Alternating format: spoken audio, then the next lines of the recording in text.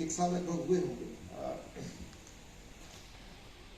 Himalaya exploring the roof of the world. अच्छा, roof of the world शब्द ये मैं नहीं कह रहा हूं, और एक भारत में ही, मतलब हमारे एक स्वामी प्रणवानंद को, जी बिल्कुल, स्वामी प्रणवानंद को लोग जानते कम हैं।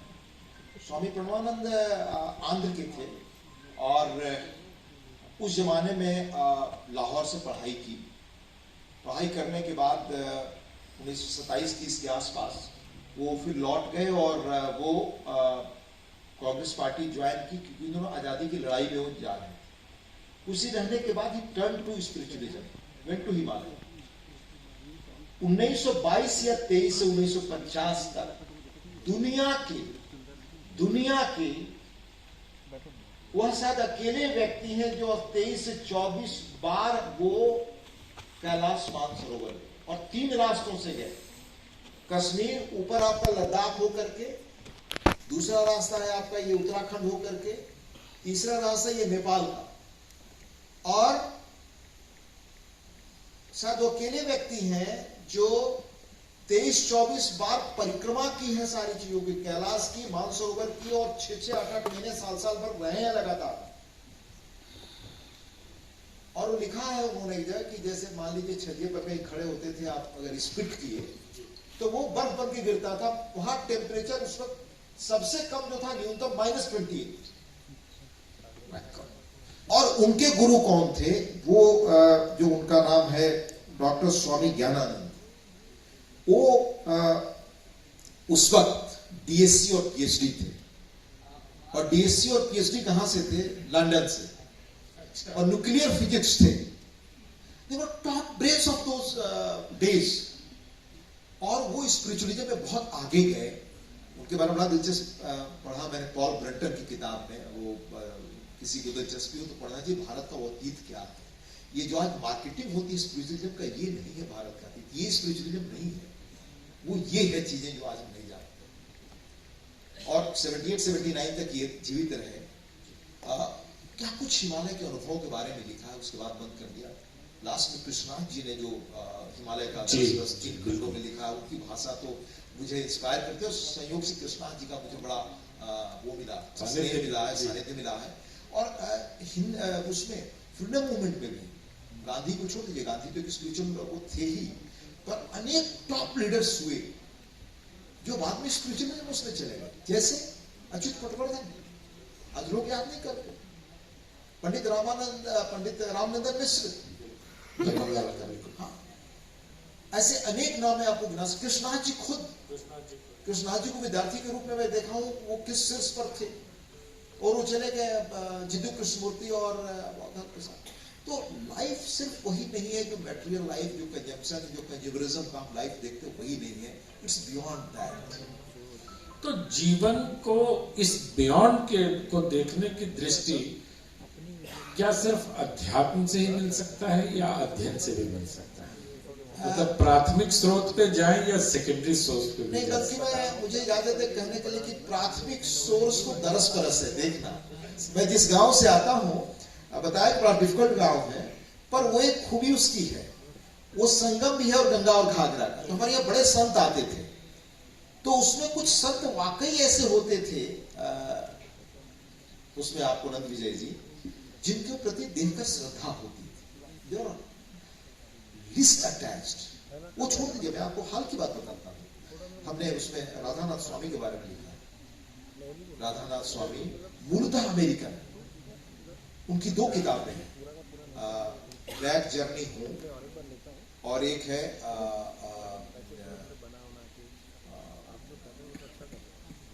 इंट्रोस्पेक्ट योरसेल्फ, या ऐसा कुछ है। दो किताबें।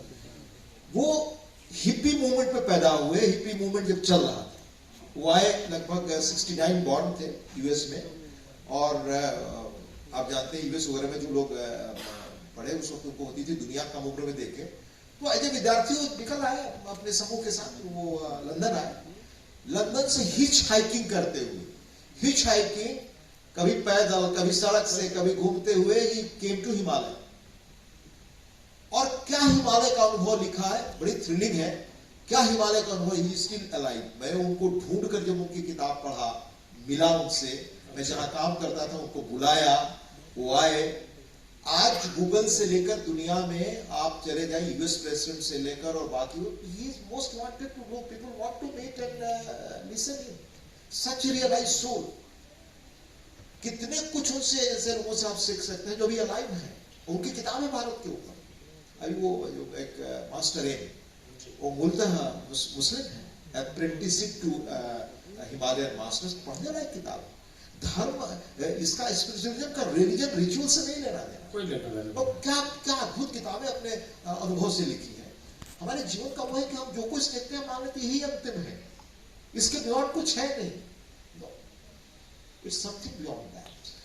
हरवंश जी, आपसे कुछ प्रश्न भी हैं, हमारा संपादक मंडल भी है और लखनऊ की प्रबुद्ध जनता भी है। एक सवाल थोड़ा व्यक्तिगत सा आपसे पूछना चाहता हूँ।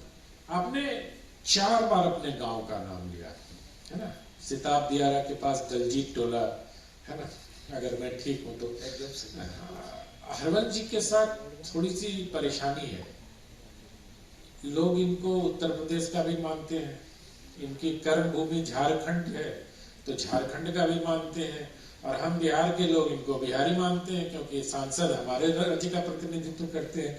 तो ये 3 राज्य में जैसे घाघरा और उसके बीच में इनका गांव फंसा हुआ है, मुझे लगता है कि ये भी तो ये गांव आप कितना बचा के रख पाए दिल्ली आने के बाद। मैं याद करता हूं आपका वो पत्र जब आपने सांसद बनने के बाद लिखा था, और आज जब आपको राज्यसभा के उपसभापति के उच्च आसन पर देखता हूं, तो मुझे लगता है कि मुझे लगा था कि मैं हरिवंश जी से ये प्रश्न जरूर पूछूंगा कि कितना गांव बचा के रख पाए, या कितना मूल हरिवंश बचा के रख पाएगा। अपने बारे में तो मैं क्या कहूं, तो समाज या हमारे आसपास के लोग मूल्यांकन करेंगे वो क्या है। पर पहला चीज तो मैं आपको कहूं कि जरूर मैं महसूस करता हूं कि मैं देश का हूं पहले। वजह मैं आपको बताऊं कि मैं महाराष्ट्र में काम किया लोगों से 5 वर्ष तक, बिल्कुल हैदराबाद में काम किया, कलकत्ता में 5 वर्षों तक रहा। और मेरा जो गांव है वो 3 जिले और 2 राज्य हैं, तो मेरी आधी चीजें बिहार में है, और बिहार में भी 2 जिलों में, छपरा और आरा में। तो घर होता क्या रहा है कि वो दियारे नदी जब कोर्स बदलती है तो कटते हैं, हम यहाँ गिरे उधर घर बना लिया तो हम वो बिहार चले गए।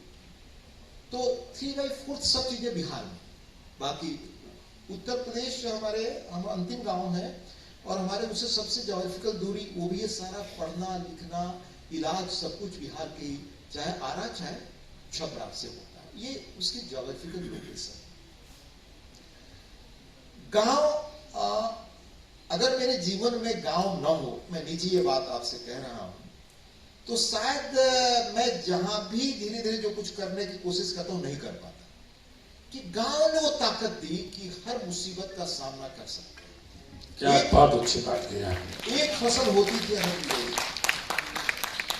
एक फसल होती थी, उसमें लोगों को स्वाभिमान से अपनी शर्तों पर जीते हुए, अनरीजनेबल नहीं, और ईमानदारी से जीते हुए रहने की सबक गांव से। ये दुर्भाग्य है कि अब जो गांधी कहते थे कि, और ये मैं भी अब फील करता हूं कि जब तक गांव की संस्कृति बची रहेगी ये देश बचा रहेगा। जो इकबाल ने लिखा कि बात है कुछ ऐसी कि हस्ती मिटती नहीं हमारी, मिट गए रोग कौन कौन दुनिया यूनान और वो सारे सब खत्म हो गए, तो गांवों ने ही देश को बचा के रखा, ये गांधी समझते थे। ये चंद्रशेखर जैसे लोग समझते थे। चंद्रशेखर जी का वो भाषण कभी जो राजेंद्र प्रसाद स्मारक व्याख्यान द्वारा उन्होंने दिया, हमारा सामर्थ्य, पढ़ के देखिए क्या क्लास भाषण है साहब, भारत की ताकत क्या। उसके बाद विनोबा समझते थे। विनोबा गांधी की कुटिया के आगे एक वाक्य लगा हुआ है, आप जाए अगर वहां पर साबरमती में, कि आज जो मैं कह रहा था ना कि जो आज इकोनॉमिस्ट कह रहे हैं, गैलब्रिथ कह रहे हैं, ये लोग अपनी इकोनॉमिक फाइंडिंग में कर रहे हैं, भारतीय दर्शन से इनका कोई लेना देना नहीं। गांधी कहते हैं, वहां लिखा हुआ है कि एक दिन आएगा कि सब लोग रिग्रेट करेंगे कि हम मोर एंड मोर और अधिक खरीदे और अधिक खरीदेंगे, वो भोक्ता उसमें जो डूबते जा रहे हैं, तो ये सब खत्म कर देंगे। ये इसी तरह का अंश है। पागल दौड़ में सारी दुनिया पीछे लगी हुई है। अब विवशता में लोग सोच रहे हैं। वही बात विनोबा जी कहते थे, इंद्रिय जीवी पीढ़ी आ रही है हमारी, बिल्कुल, जो हमें सेंसेस को अपील करता है, उसके लिए हम सब कुछ करने को तैयार है। गांव ऐसे नहीं, गांव में अब गांव बदल चुके हैं, क्योंकि गांव पर वो अर्बन, वो पश्चिमी वो प्रभाव जा रहा है। और ये सबसे बड़ी चिंता की वजह है कि गांव के वो सरोकार संस्कार जो गांव समाज के लिए जीता था। मैंने अपने गांव में देखा है, अकेले विधवा औरतों को एक झोपड़ी में जीवन गुजारते हुए पूरा समाज उनको केयर करता है। Can you imagine? तो हमारे गांव के वो स्टैंडर्ड बड़े थे या आज? अभी मैं एक जेके गैल्ब्रिथ का लास्ट लेक्चर पढ़ा था लंदन स्कूल ऑफ इकोनॉमिक्स में, 2000 में उन्होंने दिया। जेके गैल्ब्रिथ जैसा इकोनॉमिस्ट कहता है कि आज दुनिया को देखने की जरूरत है कि मार्केट को इतना अपनी इंपॉर्टेंस दे दिया, ये मार्केट क्या शेक्सपियर पैदा कर सकता है? ये मार्केट क्या चार्ल्स डिकिन पैदा कर सकता है? चार्ल्स डिकिन जैसा लेखक, और बहुत सारी चीजें उन्होंने कही है। चंद्रशेखर जी पीएम थे, एक बार पुणे गए बोलने के लिए, तो वहां MIT एक इंस्टीट्यूट है बड़ा फेमस, तो वहां कहा वहां के कुलपति वगैरह सब लोगों ने बहुत जल्दी हम नोबेल लॉरिएट्स पैदा करेंगे। उन्होंने एक वाक्य कहा कि वो समय आएगा कि भारत और नोबेल लॉरिएट्स पैदा करेगा, पर याद रखिए कि वो धरती है संत ज्ञानेश्वर जैसे लोग पैदा हुए। बिल्कुल, क्या बात है। जहां इस तरह की परंपराएं, हम अगर गांव की संस्कृति को भूल गए तो हम बच नहीं सकते। गांव की वो संस्कृति मुझे बार बार खींच कर ले जाती है, पर मैं देखता हूं कि गांव का शहरीकरण बहुत आ गया है, इंडिविजुअलिज्म बहुत आ गया, अकेलेपन वहां भी बहुत आ गया। सड़कें नहीं थी, सड़कें पहुंच गई, पर ये मनोभाव भी आ गया। उन्हीं सड़कों से ये चीजें भी पहुंच गए। आपके गांव के पास के मदन मोहन सिंह जी बैठे हैं, कुछ 100 मीटर की दूरी है शायद, ये भी उस द्वंद में फंसे